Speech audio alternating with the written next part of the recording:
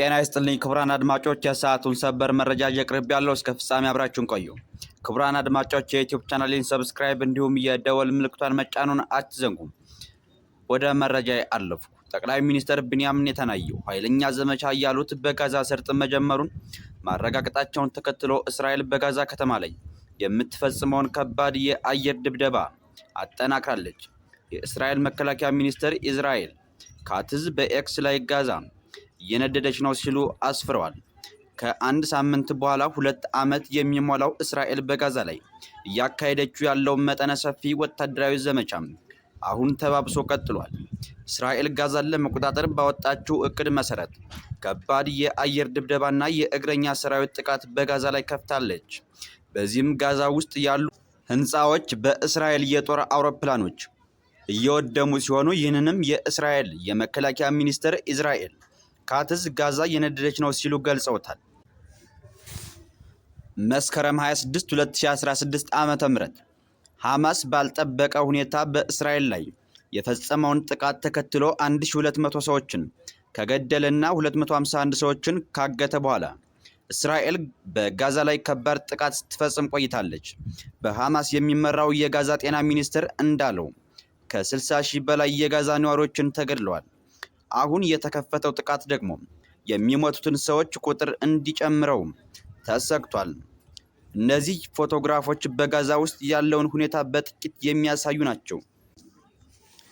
የእስራኤል የአየር ድብደባ በጋዛ ከተማ የሚገኘውን የአልጋፊሪ ህንፃን ሲያወድም የወጣ ጭስ ኔታንያሁ የጋዛ ከተማ የሐማስ የመጨረሻዋ ወሳኝ ይዞታ እንደሆነችና በቁጥጥራቸው ስር ለማስገባት ዝተዋል።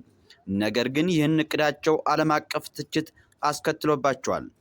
እስራኤል ባለፈው ወር በጋዛ ላይ ጥቃት መፈጸም ከጀመረች በኋላ ግዛቲቱ ከፍተኛ የጅምላ መፈናቀል ገጥሟታል።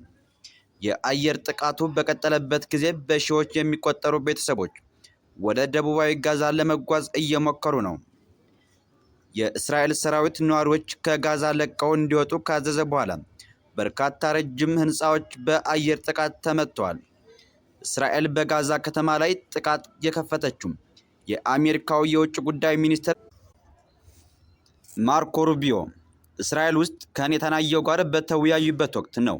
የተባበሩት መንግስታት አጣሪ ኮሚሽን እስራኤል በጋዛ በሚገኙ ፍልስጤማውያን ላይ የዘር ማጥፋት ፈጽማለች ብሎ ደምድሟል። እስራኤል ግን አስተባብላለች። እስካሁን 350 ሺህ የሚደርሱ ፍልስጤማውያን አካባቢያቸውን ለቀው መውጣታቸውን የእስራኤል ጦር ኃይል የገመተ ሲሆን በመቶ ሺዎች የሚቆጠሩት ግን በጋዛ እንዳሉ ይታመናል። ከባዱ የአየር ድብደባ መካሄድ የጀመረው እስራኤል መጠነ ሰፊ የእግረኛ ወረራ እንደምታካሄድ ለረጅም ጊዜ ስታስጠነቅቅ ከቆየች በኋላ ነው። የፍልስጤም ባለስልጣናት የሚሞቱ ሰዎች ቁጥር እየጨመረ መሆኑን ገልጸዋል። የእስራኤል ጦር የአልራሺያ የባህር ዳርቻ መንገድ ከጋዛ ለመውጣት ለሚፈልጉ ሲቪሎች ብቸኛው የተፈቀደ መስመር አድርጎ ሰይሟል። ነዋሪዎቹ መጨናነቅ፣ ረጅም የመኪኖች ሰልፍ እና ለብዙ ሰዓታት መዘግየት እንዳለ ይገልጻሉ።